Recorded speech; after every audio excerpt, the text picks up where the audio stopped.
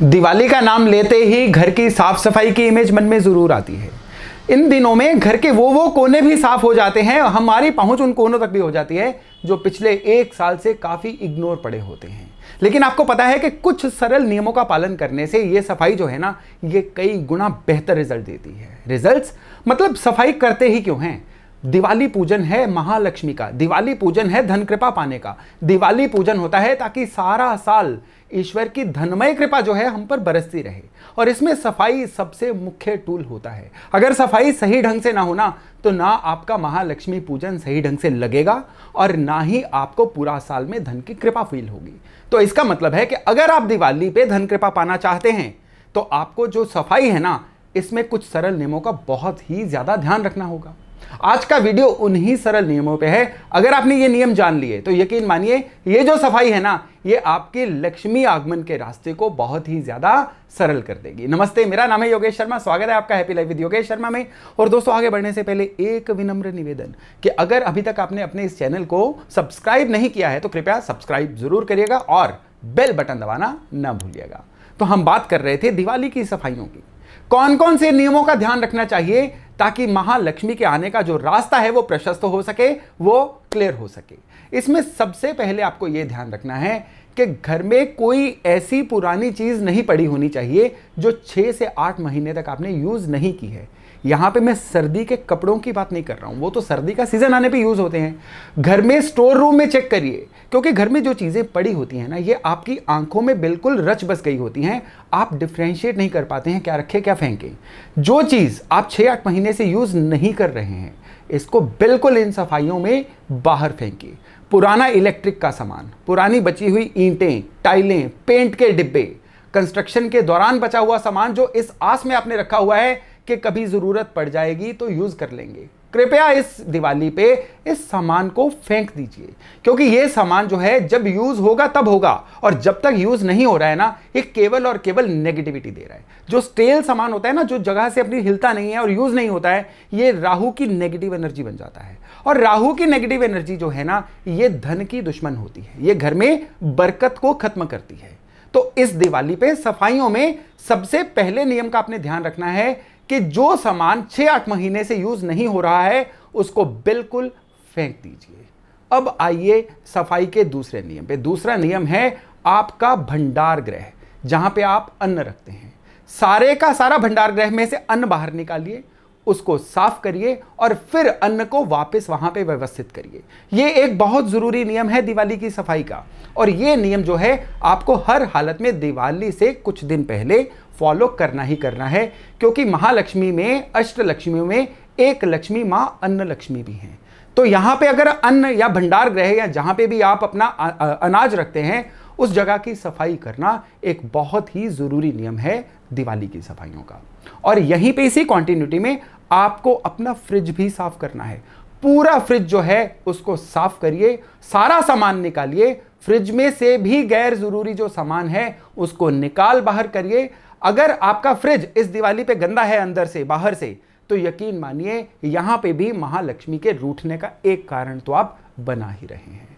इसके अलावा आपके घर की छत भी साफ होनी चाहिए। मकड़ी के जाले कहने की जरूरत ही नहीं है, वो भी साफ होने चाहिए। और आपके घर के जो टॉयलेट्स हैं उनमें आप, मुझे नहीं पता आपके घर के टॉयलेट्स आपके किस किस कोने में हैं, लेकिन इतना पक्का है कि अगर आपके घर के टॉयलेट साफ नहीं हैं तो वास्तु सम्मत टॉयलेट के बावजूद भी ये टॉयलेट जो हैं आपको नेगेटिविटी देंगे। यहां पे आप सेंधा नमक जो होता है, दानेदार सेंधा नमक, कटोरे में भर के रखिए।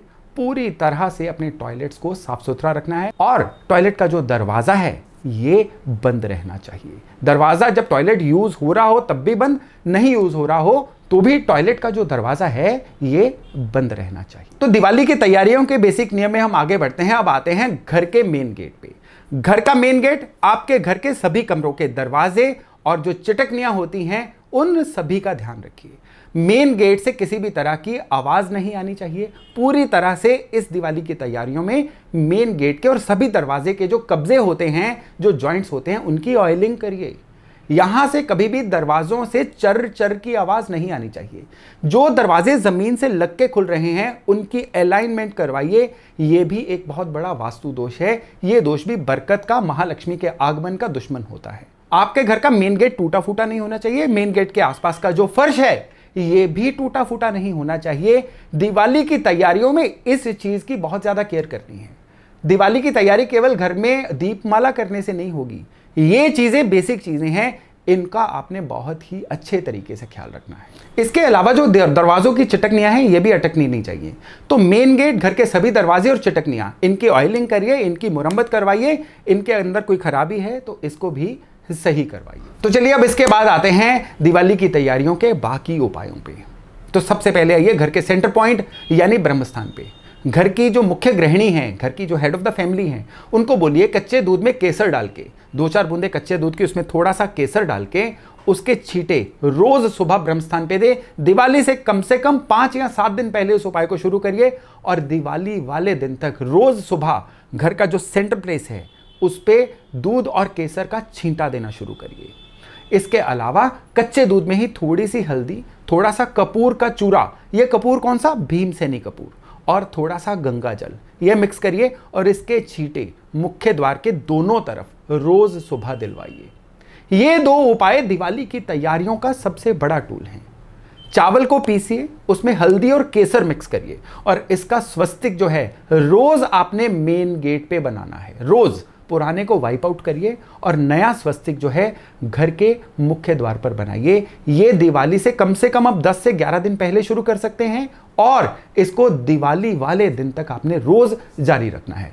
क्यों? क्योंकि ये दिन है धन की ऊर्जा के आपके घर के अंदर आगमन के, और धन की ऊर्जा उसी घर में आएगी जहां पे पॉजिटिव स्वस्तिक का साइन होगा। आप ओम या स्वस्तिक ये साइन अपने घर के मेन गेट पे बना सकते हैं। और इसके अलावा अब आपको एक बहुत ही विशेष बिंदु पे लेके जा रहा हूं और वो है मंत्रोच्चारण। महालक्ष्मी के मंत्र, श्री सूक्त का मंत्र या किसी भी तरह का वो मंत्र जो धन आगमन के लिए जरूरी होता है दिवाली के दिनों में, वो तो करेंगे ही करेंगे, लेकिन आपको दिवाली की तैयारियां जो हैं दिवाली से कम 1 सप्ताह पहले शुरू करनी होती हैं। तो रोज आपके घर में 15 से 20 मिनट गायत्री मंत्र का लूप में लगातार जप चलना चाहिए। गायत्री महामंत्र का नाद पूरे घर में चलना चाहिए।